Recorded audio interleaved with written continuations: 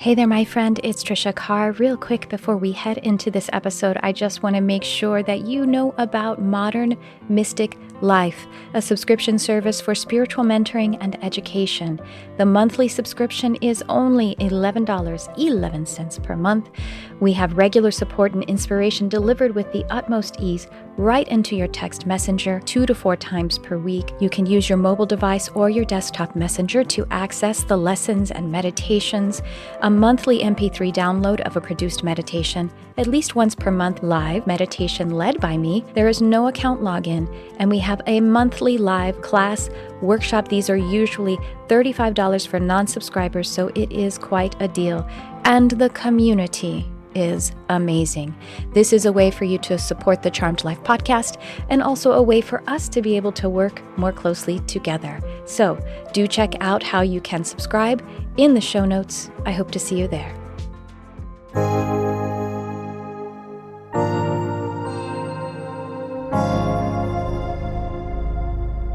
Hello and welcome to the Charmed Life podcast.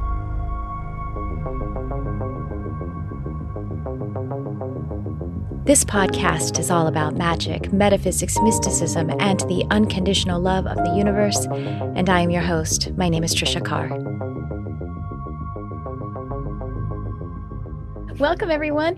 However you're joining me, go ahead and drop a comment in there. Thank you so much, Kat. Nice to see you. Drop a comment. We're going to have some fun, some winter solstice fun. You know, we have so much going on in a season of transition such as this is. We have a lot of hustle and bustle. You know, it's really could be, or dare I use the S word, should be a time to be able to relax. But then, I was just talking with my empath group the other day, and I was like, but is it relaxing to hang out with your family? And, I like to kid, of course, it can be very relaxing to spend time with your family.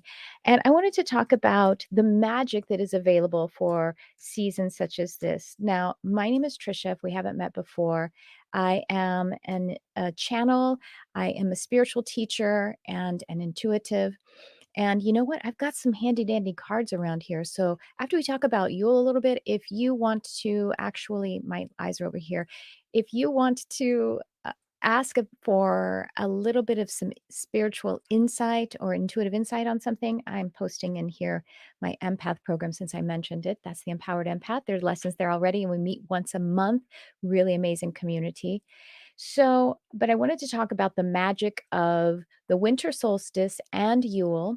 Drop a comment in there. Tell me where you're coming in from.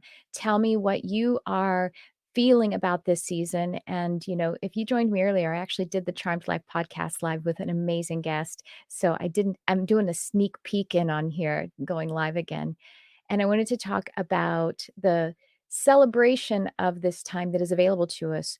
So, Christmas and other holidays, religious holidays, some of them are concurrently as old as Yule.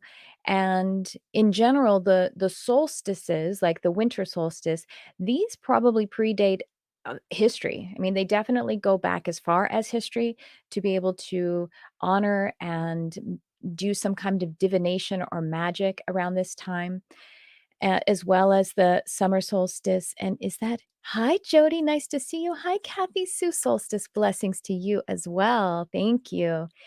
To be able to do magic around this time, because transitional times of any kind can be very powerful to harness energy.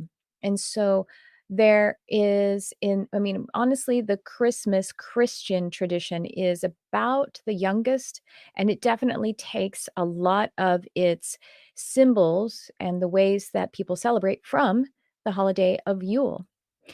Yule is a pagan celebration for the winter solstice, and it's one of the oldest winter celebrations in the world, and it simultaneously celebrates the shortest day of the year at midwinter and the return of the sun, and it is a festival of rebirth. So I wanted to play a clip for you. It's going to just look like I changed outfits, honestly. Because just the other day in Sacred Sphere, which I'm going to tell you about in a moment, in Sacred Sphere, I did a little teaching on Yule. I did more, I don't know why I diminish it by calling it a little teaching. I did a teaching on Yule, all right? And I wanted to share that with you. You'll probably feel the energy behind it because we're welcoming in the people who were present on this live teaching. And you know what? We're calling in that eternal, spherical synchronism, that kind of a timeline. So we'll be connecting the communities together, those who are here live, as well as those who will be watching this in the future. And we're pulling in the past timeline from when I just taught about Yule and Sacred Sphere. How many days ago? About 4 or 5 days ago. Now, I said I was going to tell you about Sacred Sphere in a moment. I'll go ahead and give you a little preview and then I'll chat about it more in a minute. So, Sacred Sphere is your community. I like to say it that way, your community for intuition and manifestation development. I created Sacred Sphere because, well, a couple of reasons, many reasons, but let's just talk about a couple.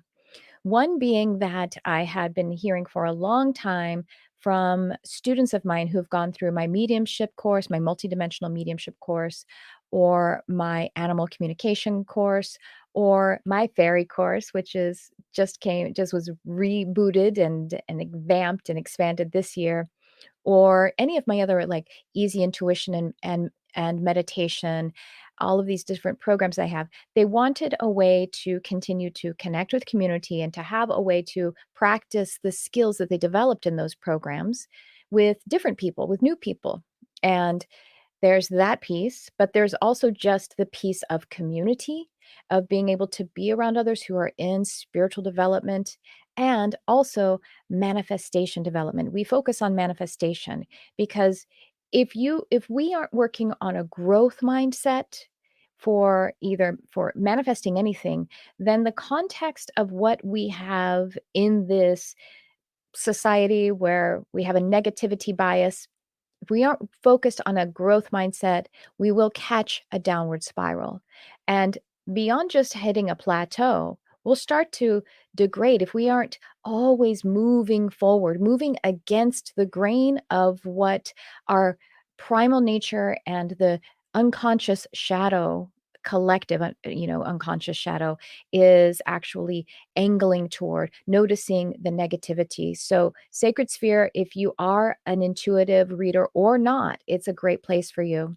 If you're a spiritual seeker and explorer and you want to enhance your manifestation, it is for you as well. So, again, drop a comment to tell me where you're coming from. I'm going to share with you this teaching on about Yule. We're very excited because we've been connecting. And so, let's talk about Yule, and then if I want to hang out a little bit with y'all, so let me know if you have anything in a bit that you would like to get some intuitive insight on. If you see me looking to the side, it's because I'm actually live producing this, y'all. It's fun, but it also it's kind of a lot of balls in the air, but I like to do that. I like to do that kind of stuff. So let's check out this teaching on Yule, and I will be chatting with you along the way. And here we go. Yule is about the solstice. It's about the shortest day. But what's also so beautiful, because we have seasonal lag. So I don't know if you've noticed, like it's either the 20th or 21st. It usually falls on the 21st, the solstice. That's technically the shortest day. And then the 22nd, the days get longer, the light gets longer. But we actually tend to, depending on our geography, but we tend to actually have the coldest part of the winter from that time until through January. It's actually not cold in the darkest hours. There's a seasonal lag. So again, even though the light is taking its time, it's coming toward us, we have to maintain faith. So there's something so beautiful about this solstice. It's just pure. There's something pure about it. So you kiss your neighbor, you're almost there. And if we can I wanted to just say that this concept of seasonal lag is something that we experience in our manifestation process. The earth, she experiences a seasonal lag. We experience a seasonal lag very naturally. So seasonal lag, as I'm saying in this teaching, is we actually tomorrow will have the sun getting closer to us. So it's going to start getting more light, but it actually gets colder for the next few weeks. And isn't that what it's like when we're manifesting? We are shifting and changing our frequency first but it hasn't quite made itself out to the manifested plane yet. It's natural. There's nothing wrong with us when we're doing all the work and it hasn't changed yet. There's just a seasonal lag. And this time helps us to orient to the natural process. Just make it again 51%, just make it over the threshold. We'll be all right. We still have the 6 or 8 weeks of the coldest time. But we know because the light has started to prove itself to us, we can follow through. It's amazing, right? Yeah. I started to talk to the people who are live Yes, thank you. on the actual lesson. And so what is really cool about this again is that we have that model within us as well. What I was talking about is where we have the 51%. And this has come up quite a few times, not only for myself, but for clients. And in this class, it came up. So, what I was talking about is essentially faith is the continual refinement of that which you are manifesting. Drop a comment and tell me how you're doing today, and if you're excited about the winter solstice. So what we can do is we submit the requests, put them on the altar and submit them to the universe. We say, this is what I believe that I want, but I'm actually going to let the universe, let the co-creative, cooperative components of my guides, my guardians, the light, to shine a light on it, and I'm going to surrender it. And I say, I believe I want this, and you're heard in that process. I surrender it, and I decree that I am receiving this or something better. And then if you can imagine that you raise faith within you, I imagine it like I'm a thermometer and there's like this light meter that is coming up in me. And I just promise to the universe, I will raise my faith 51%. That's all I can promise. Sometimes it goes higher than that, though. And then, so what's great about this is while we're in this manifestation, it's okay if we have 49% doubt. If we can just promise, put a toe over the line to 51%, that's all the universe needs to work with. So, a lot of y'all are coming in. Hi there, Jenny Lee. Nice to see you. Oh, Jenny Lee was in my studio about a week ago, a week and a half ago. Nice to see you. And Cami, hi there. Oh, Cami, nice to see you. Oh, we have an email chain going back and forth, but it's so beautiful to see your face and your name. Hi, Kat. Nice to you. I already said hello earlier. You said you've been feeling more overwhelmed than most years this season. And that's why I spontaneously wanted to come up. I'm wearing my Christmas shirt. Well, one of my Christmas shirts, because I want us to get into the truth of what is available for us. So while there's so much going on, and let me tell you, like y'all, I've got so many emails in that queue that are unanswered. But I was talking to my guides and they're like, listen, you're going to get to the obligations that you have. But this is also something that we need, and that I need, is to be able to spend a little loving time together. And again, I already went live once today, but I wanted to come on for this special time that we are in with Yule, with the winter solstice. It is the shortest day. And when I was teaching in Sacred Sphere, one student said that she had just been reading about Yule or winter solstice. And there was a tradition to, when it was midnight at the winter solstice, that you actually kissed your neighbor because it was a congratulation and a celebration that you made it halfway through. So again, we're at that 51%, one toe over the line, and your manifestation can be held in that light. And let me see. Oh, hi, Shawnee. Nice to see you. I'm definitely all about this topic today. Do you feel it? Do you feel that? I love the snowflakes. Thank you. Thank you. Cami, I'm in celebration energy of this year and feeling so proud and in faith and trust. Thank you for bringing in trust. Faith is us being a walking, trusting prayer, a walking being of trust.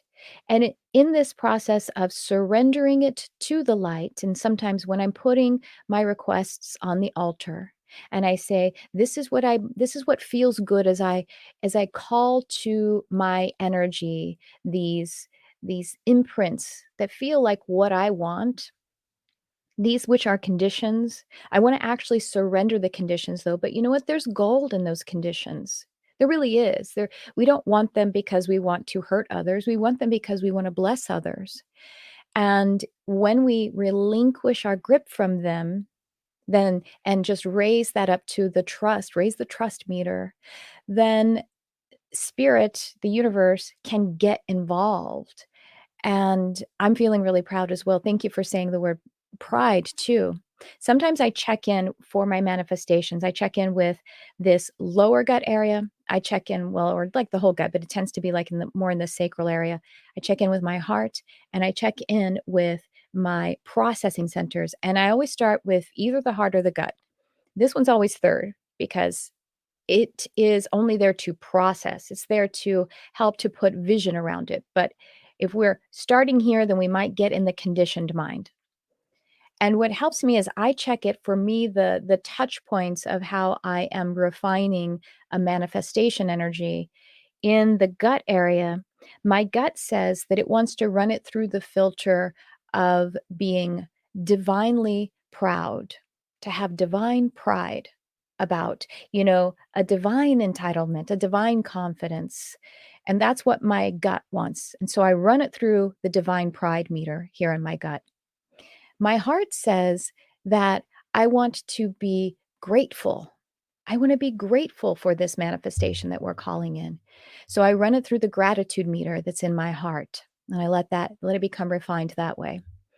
And then I pop it up after these two processes. I pop it up to this ajna head, this processing center. And my head says, I want to be present for this manifestation. I want to be present to it. And as I bring presence in, that means that I'm allowing myself to have friends and cooperative ones and to see the resources that are available, because that's how this processing center can use it with presence. And it's working again from divine pride, gratitude, and then the presence. So I thought I'd share that with you. Thank you, Cami, for talking to us about the faith, the trust, and the pride. I love it. Oh, hi there. This is Lisa, Transforming 45. We were on one another's podcast. This is one of my favorite days of the year. It feels deeply sacred. Yes, thank you. Sacred.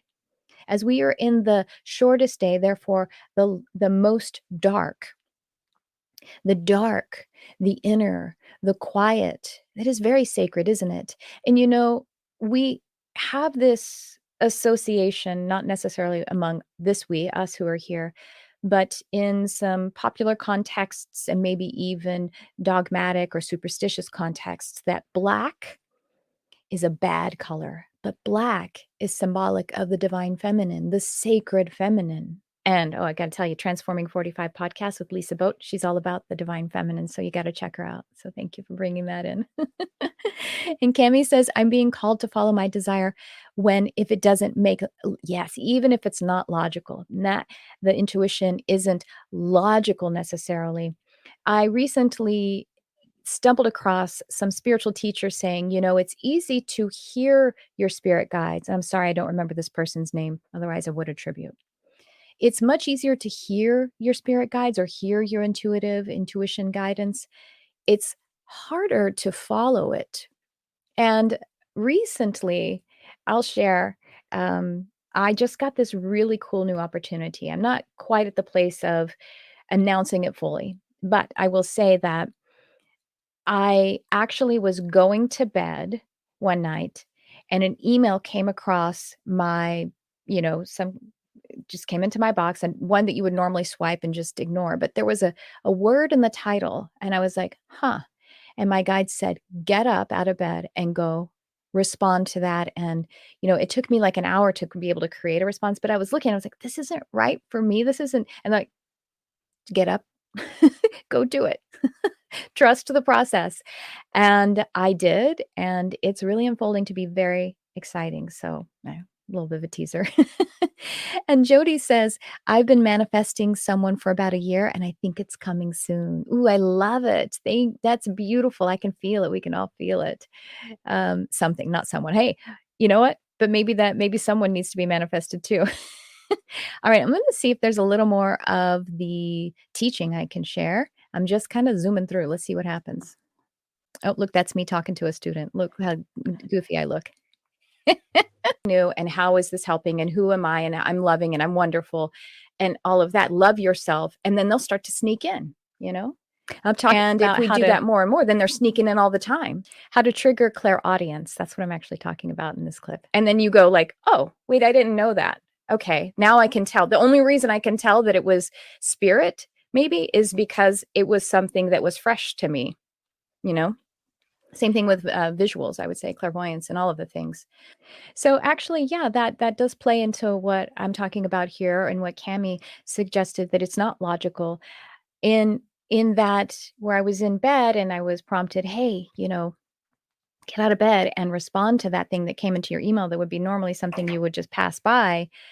I was actually just turning my phone off to put it away, but I was already starting to attune myself for sleep, which is more or less like praying and programming my sleep. But I start with the very positive, affirming, and self-loving words, and I start speaking to myself, speaking to the universe, speaking to all of us about that love. And then that's how their little clairaudient prompt came in, because it did come in like, get up, get out of bed, and respond to that.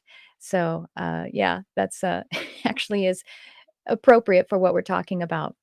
So anyway, then I'll just talk a little bit more about Yule. So we have one of the symbols or that we actually have in Yule is the evergreen, either a wreath or tree, evergreen trees and wreaths and plants that are evergreen.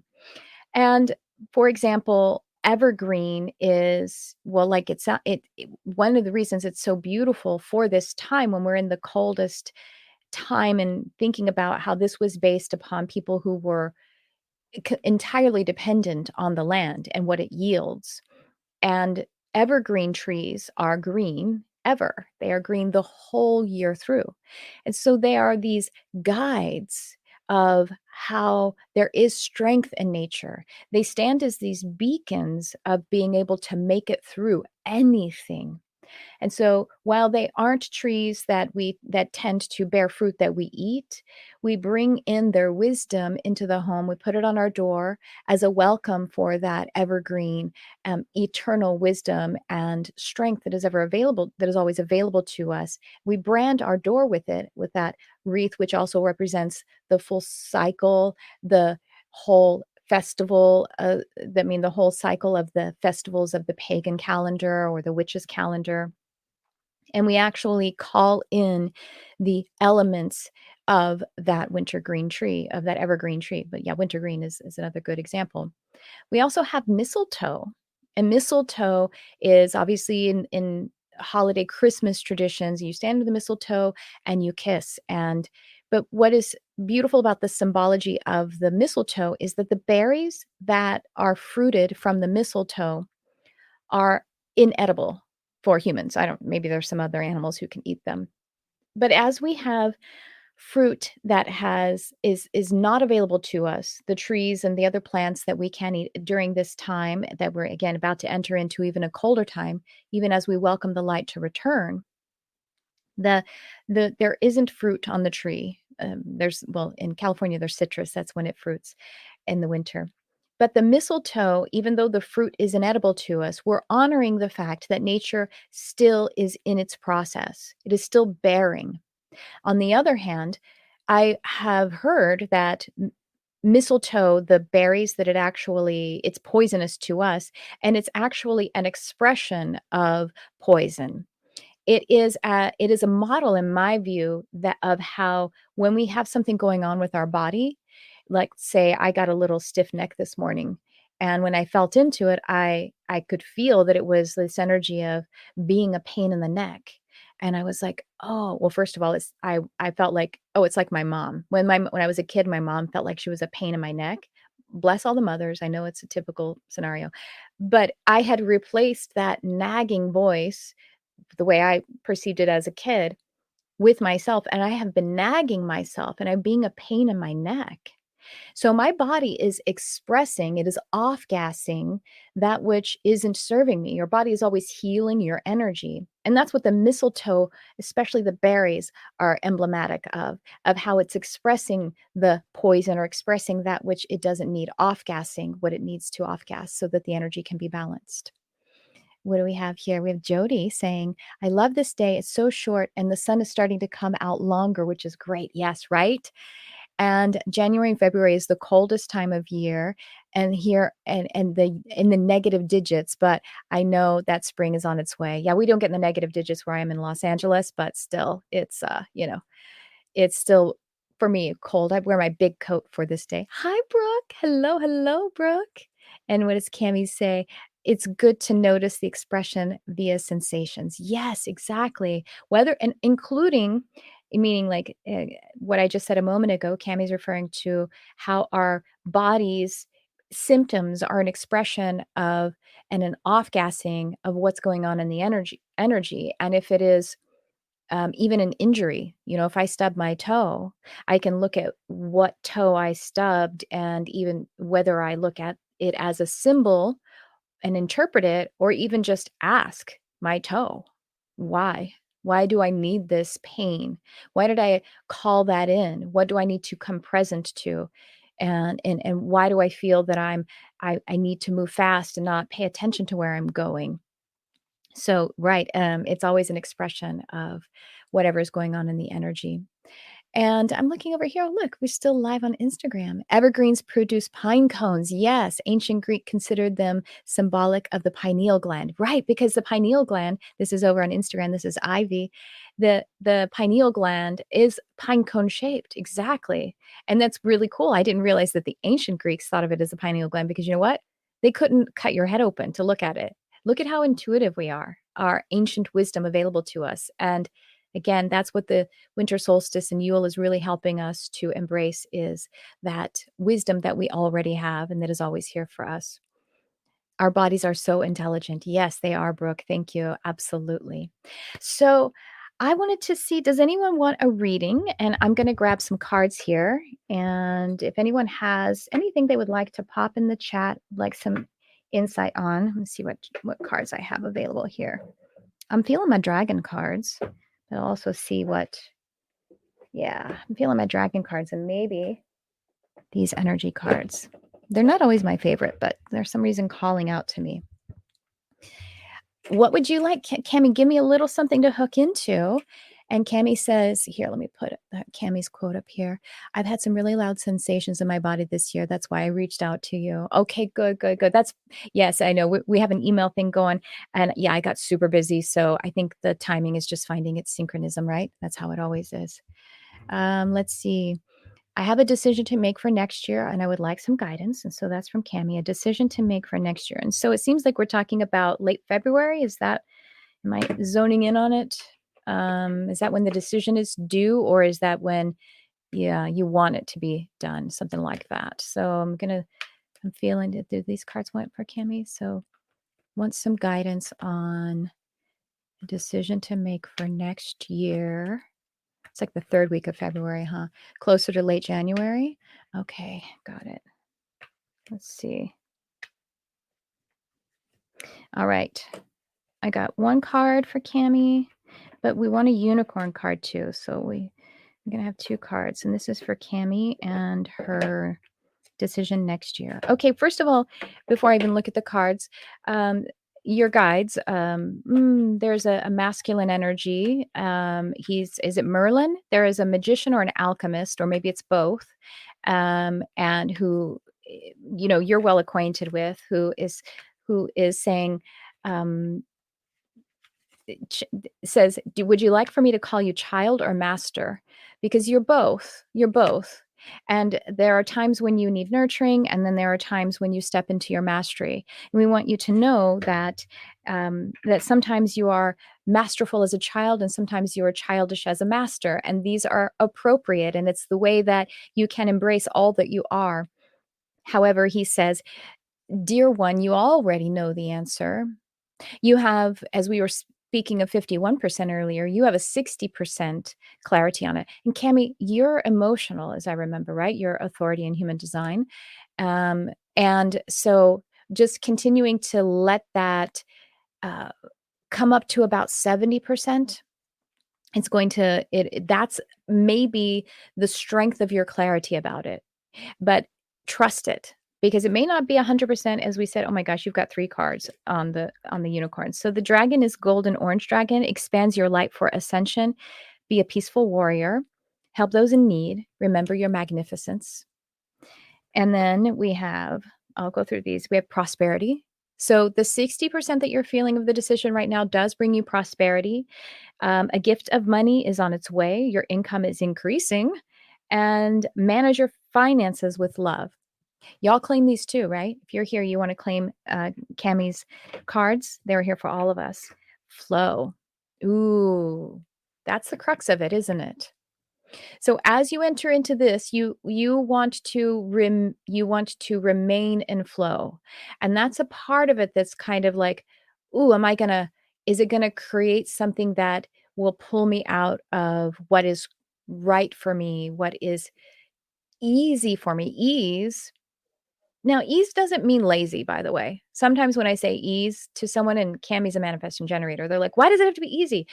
And I don't mean like you're just doing nothing. Ease can be, for some times or some people, 12 hours a day of work, or 18.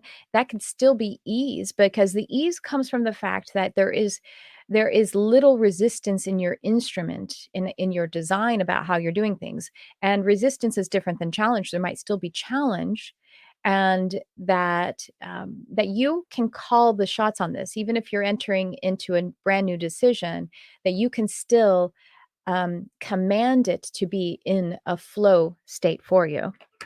And abundance, dang.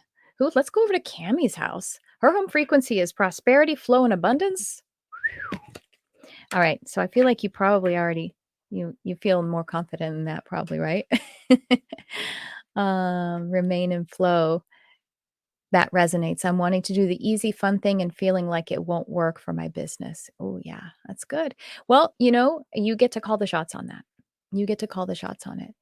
So let's see. I saw one here. Shawnee says, I would adore a reading for what lies ahead in 2024 after an extremely rough year. Oh, I'm so sorry to hear that.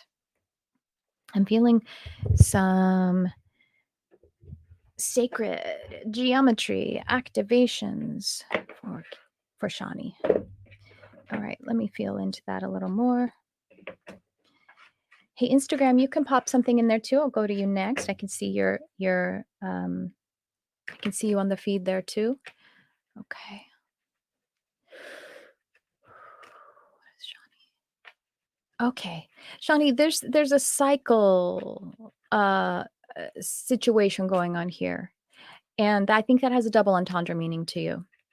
And so the reason this is being offered is that the cycle is close to, and it's like we're moving into a post shadow of this cycle, and to just continue in that refinement of what it is that you have, the endurance you've built from this challenge and from the roughness that you've been through.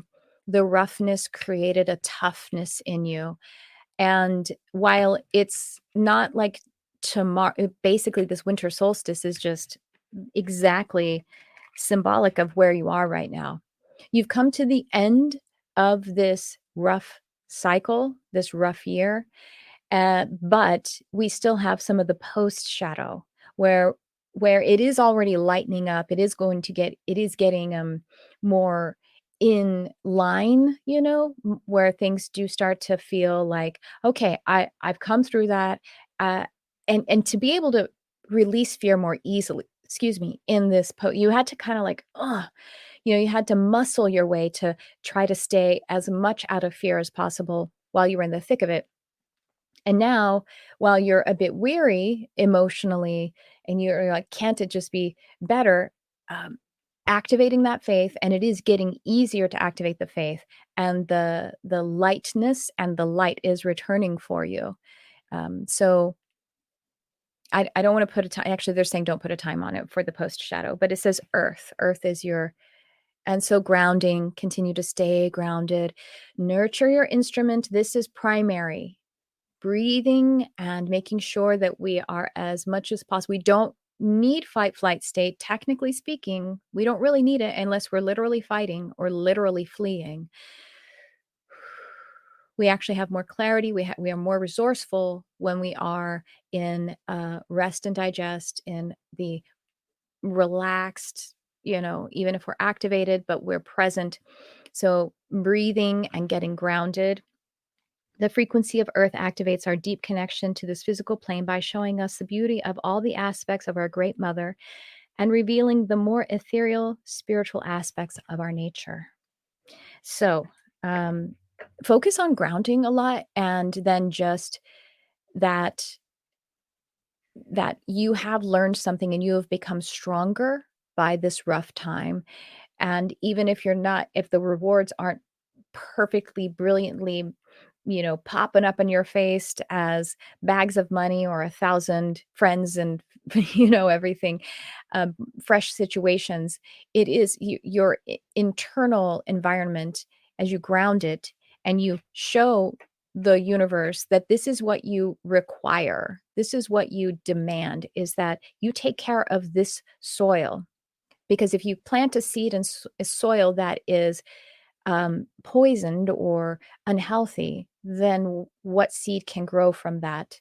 So, in every moment, be nurturing your instrument with breathing and presence work and self positive, self loving self talk. I hope that helps. Yeah. And Jody says, I was wondering if my manifestation will be here the first week of January or later. So they're not giving me a yes, no on this. They're giving me okay, what they are telling me is basically continue your positive affirmation, continue to feed your mind. Okay, mindset, right? We talk about mindset. But what helps me is to take the word set and think of it like it is a stage or a movie set. So you create a movie set and then you write a script for the narrative to be played out in that. And then that's how it's going to be animated.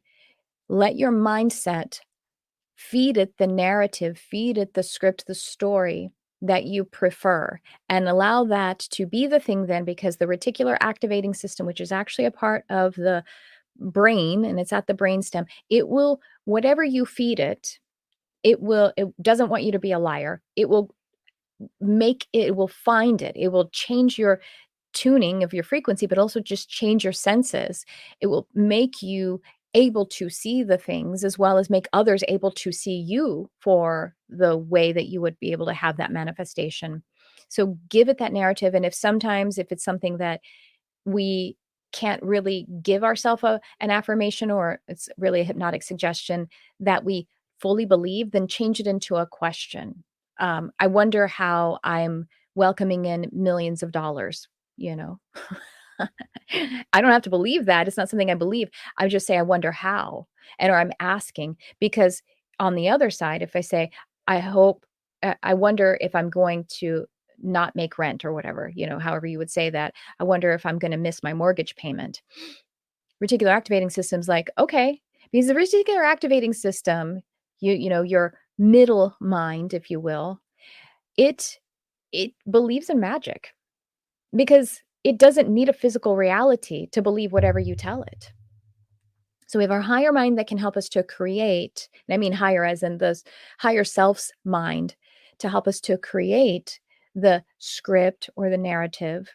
We feed it to the middle mind where that reticular activating system is, and we ground it with the presence of our body.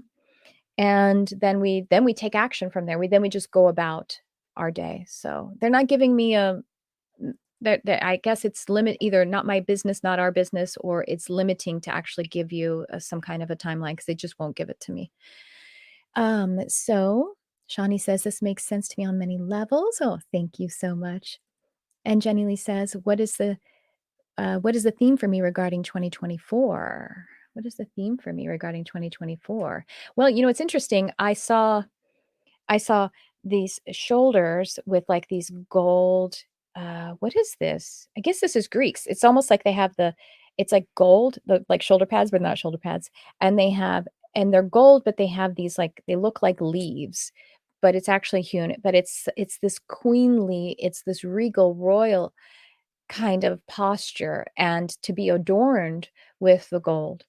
And so I think it's stepping into that, uh, that presence that is, you know, really divine, divinely regal. That's a theme for you. I even feel like going about and saying and talking to yourself as you are a queen. Generally, did we talk about this? Am I tapping into what we already talked about? I'm starting to sound familiar to me now. I don't know. Um, so that's a theme for is something about your regalness and your regality. So I'm looking over here at Instagram now. Let's see. Ivy is saying feeling low. So opposite of how the year started out. Wondering what that's about. I don't have anything I can consciously connect it to. Something new has to come. How to ensure it's not regression. Wow, that's a really great and vulnerable share. Thank you so much, Ivy, for sharing that. We all feel that way. And so, what they're saying is, so far as regression is concerned, I mentioned at the beginning that we need to be creating all the time a growth mindset. So this feels to me like that opportunity to begin to drench yourself in you said low. So drench yourself into what is high or high vibrating for you, meaning drench your inner being with it.